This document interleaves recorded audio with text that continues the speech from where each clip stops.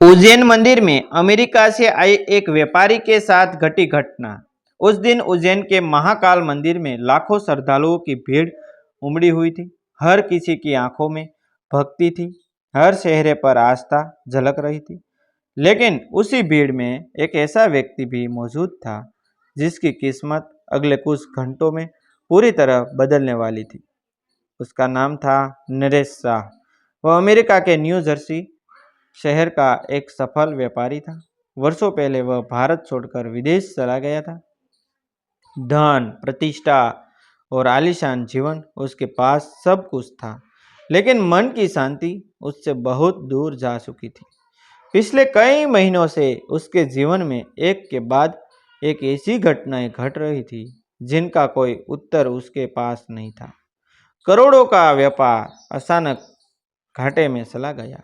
परिवार में लगातार तनाव बढ़ने लगा और एक सड़क दुर्घटना में वह बाल बाल बस। इन घटनाओं के बाद उसकी माँ ने उसे केवल एक बात कही थी कि बेटा, एक बार महाकाल के दरबार में जाकर सच्चे मन से माथा टेक जाओ, शायद तुम्हें अपने सारे प्रश्न का उत्तर वहीं मिल जाएगी। यही सोचकर नरेश हजारों किलोमीटर की यात्रा तय करके उज्जैन पहुंचा। सुबह ब्रह्म मुहूर्त में वह मंदिर की कतार में खड़ा था। मंदिर की घंटियों की गूंज, हर हर महादेव के जयकारे और धूप की सुगंध वातावरण को अलौकिक बना रही थी। जैसे जैसे वह गर्भगृह के पास पहुंचा रहा था, उसके मन ही बेचैनी बढ़ती जा रही थी। उसे ऐसा लग रहा था जैसे कोई अदृश्य शक्ति उसे लगातार अपनी ओर बुला रही हो। दर्शन करने के बाद उसने आंखें बंद कर प्रार्थना की, लेकिन जैसे ही उसने आंखों खोली, उसकी नज़र सामने खड़े एक वृद्ध साधु पर पड़ी। साधु बिना कुछ बोले केवल उसे देख रहे थे। उनकी आंखों में एक अजीब सी चमक थी, मानो वे नरेश के अतीत और भविष्य दोनों को जानते हो। नरेश ने सोचा कि यह केवल उसका भ्रम होगा, इसलिए वह आगे बढ़ गया। लेकिन कुछ ही कदम चलने के बाद पीछे से एक गंभीर आवाज़ आई, अमेरिका वाले, एक बार पीछे मुड़कर देखो। नरेश के कदम वहीं रुक गए। उसने धीरे धीरे पीछे मुड़कर देखा। वही साधु शांत भाव से खड़े थे। भीड़ उनके आसपास से गुजर रही थी, लेकिन किसी की नज़र उन पर नहीं पड़ रही थी।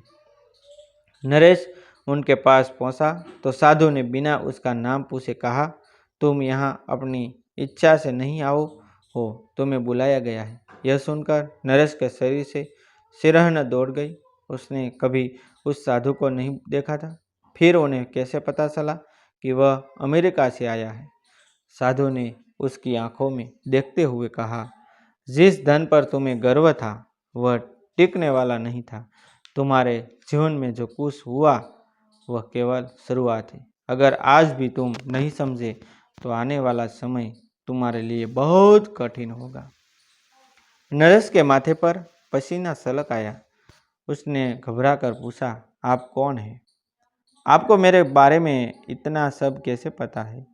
साधु मुस्कुराए, लेकिन कोई उत्तर नहीं दिया। उन्होंने अपनी मुट्ठी खोली और उसमें एक छोटा सा रुद्राक्ष निकालकर नरेश की हथेली पर रख दिया। फिर बोले, इसे अपने पास रखना, लेकिन आज सूर्यास्त से पहले उस व्यक्ति को ढूंढ लेना जो मंदिर के बाहर पीपल के पेड़ के नीचे बैठा है। यदि तुम देर करोगे तो तुम्हें जीवन पर पछताना पड़ेगा। इतना कहकर साधु भीड़ में आगे बढ़ गया। नरेश भी तुरंत उनके पीछे दौड़ा, लेकिन कुछ ही क्षणों में वे आंखों से ओझल ही हो गया। उसने पूरे मंदिर परिसर में उन्हें खोजा, सुरक्षा कर्मियों से पूछा, पुजारियों से पूछा, लेकिन किसी ने ऐसे किसी साधु को देखने से ही इनकार कर दिया। एक पुजारी ने तो यह कह दिया कि बेटा, जिस साधु का तुम वर्णन कर रहे हो वैसा कोई व्यक्ति आज मंदिर में आया ही नहीं। अब नरेश पूरी तरह उजल चुका था। क्या यह कोई सपना था? क्या वह किसी मानसिक भ्रम का शिकार हो गया था, या फिर वास्तव में महाकाल ने किसी रहस्यमय व्यक्ति के माध्यम से उसे कोई संकेत दिया था? उसने अपनी जेब से हाथ डाला तो रुद्राक्ष अब भी वही रखा हुआ था, जिसका मतलब यह कोई कल्पना नहीं थी। समय तेजी से बीत रहा था। दोपहर होने लगी। नरेश मंदिर के बाहर पीपल के पेड़ की वो तलाश में निकल पड़ा। सैकड़ों लोगों की भीड़ थी, लेकिन अचानक उसकी नज़र एक बेहद साधारण कपड़े पहने वृद्ध व्यक्ति पर पड़ी। वह चुपचाप जमीन पर बैठे थे और आने जाने वाले लोगों को देख रहे थे। जैसे ही नरेश उनके पास पहुंचा, उस वृद्ध ने मुस्कुराकर कहा, तुम्हें आने में देर हो गई। मैं सुबह से तुम्हारा इंतजार कर रहा था। नरेश के पैरों तले जमीन खिसक गई। उसे पहली बार एहसास हुआ कि यह यात्रा केवल दर्शन की नहीं थी, बल्कि उसके जीवन का सबसे बड़ा रहस्य उसके सामने खुलने वाला था। डिस्क्लेमर: ये कहानी केवल मनोरंजन और प्रेरणात्मक उद्देश्य से लिखी गई है। एक काल्पनिक रचना है।